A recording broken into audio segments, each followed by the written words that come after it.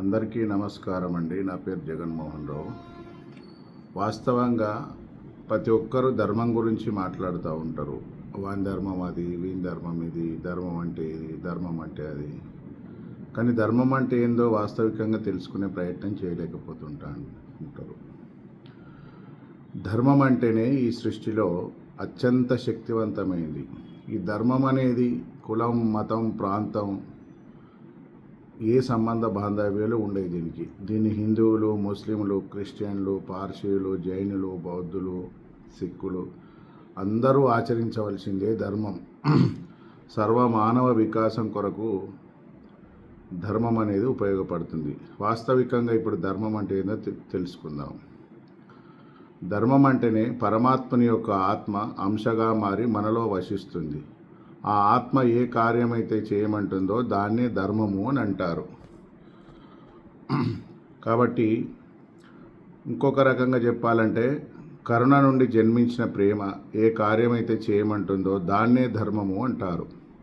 ఇక సాధారణంగా సరళ భాషలో చెప్పాలంటే ధర్మం అంటే మనిషి తన సాటి మనుషులతో కలిసి జీవిస్తూ సంతోషంగా, ఆనందంగా సకల ప్రకృతితోటి, సృష్టితోని, బ్రహ్మాండంతో కలిసి జీవించడాన్ని ధర్మము అంటారు. అయితే ఈ ధర్మం అంటే ఏంటి, దాన్ని ఎలా మనం పట్టుకోవాలి? ధర్మం మన పట్ల ధర్మంగా ఉండాలంటే మనం ఏం చేయాలంటే ధర్మానికి ఆధారాలు 5 ఉంటాయి.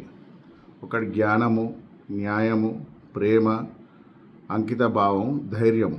జ్ఞానము, న్యాయము, ప్రేమ, అంకిత భావం, ధైర్యం. అంటే ఏదైనా ఒక కార్యం చేయాలనుకున్నప్పుడు, ఒక పని మీన్స్ కర్మ చేయాలనుకున్నప్పుడు అది జ్ఞానంతో చేయాలి. మీలో ఉన్న జీవం ఉట్టిపడే విధంగా చైతన్యవంతంగా ఉండి చేయాలి. సోమరిపోతుతనం ఆవహించి ఉన్నప్పుడు కర్మలు చేయరాదు, అవి సత్కర్మలని అనవడవు.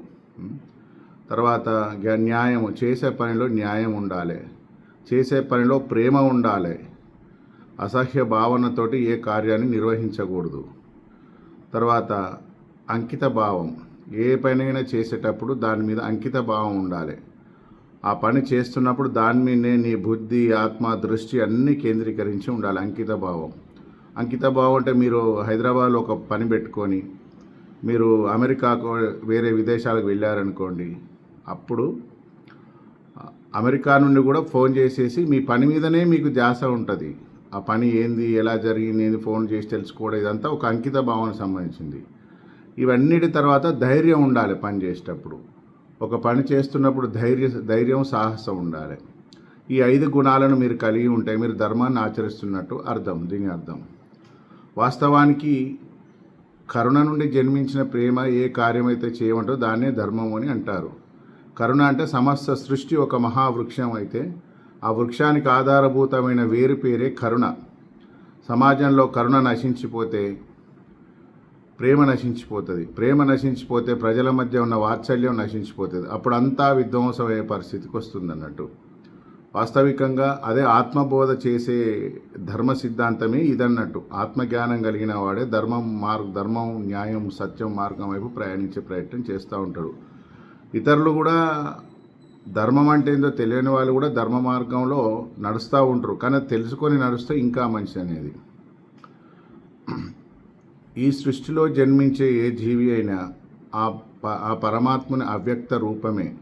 చీకటిలో ఉన్న ఆకారం మీకు ఎలాగైతే కనిపించదో అజ్ఞానంలో ఉన్న ఆత్మ కూడా మీకు అలాగే కనిపించదు. కాబట్టి మీలోని ఆత్మను జాగృతం చేసుకుంటే పరమాత్మ దర్శనానికి దగ్గర అవుతారు. పరమాత్మ దర్శనం అంటే జ్ఞానం, పరమాత్ముడు అంటే జ్ఞానం. మీలోని చైతన్యం, మీలోని జీవం ఉట్టిపడే విధంగా మీరు జీవిస్తూ ఉంటే, సత్కర్మలు చేస్తూ ముందడుగు వేస్తూ ఉంటే మీలో జ్ఞాన సంపద అనేది అలవడుతూ వస్తుంది. ఈ సృష్టికి మూల్యం జ్ఞానమే. పరమాత్ముడు అంటేనే జ్ఞానము. ఆయనకు రూపము అనేది ఏముండదు, జ్ఞాన రూపం అంతే పరమాత్ముడు అంటే. కాబట్టి ధర్మాధర్మాల మధ్య విచక్షణ, ధర్మం కొరకు పోరాడేవాళ్ళు, న్యాయాన్ని అనుసరించే వాళ్ళు, సత్యవాక్కులు పలికే వారి పట్ల ఆ పరమాత్ముడు, ఈశ్వరుడు ఎప్పుడు వారి మీద విశ్వాసాన్ని ఉంచుతానంటాడు. అంటే మీరు చేసే సత్కర్మల వెనుక భగవంతుని విశ్వాసం ఉంటుంది మీ మీద. దుష్కర్మల వెనుక భగవంతుని విశ్వాసం ఉండదు. అట్లా సత్కర్మ ఏది, దుష్కర్మ ఏందనేది కర్మను చేసేటప్పుడు వాడు ఆలోచించడు. కర్మ చేసిన తర్వాత దాని పర్యవసానాన్ని బట్టి ఆలోచిస్తూ ఉంటాడు. కానీ ముందుగానే సత్కర్మను దృష్టిలో పెట్టుకొని ఆచరిస్తే రానున్న భవిష్యత్తులో మీకు దుఃఖము, బాధ ఇవన్నీ ఉండవు కదా. మీరు చేసే వర్తమానంలో చేసే దుష్కర్మల వల్లనే రానున్న భవిష్యత్తులో దుఃఖం, వేదన అనేది కలుగుతూ ఉంటుంది. ఈ విషయాన్ని మీరు అంగీకరించాలి. యతో ధర్మ తతో జయ, యతో కర్మ తతో ఫల, సర్వే జనా సుఖినో భవంతు.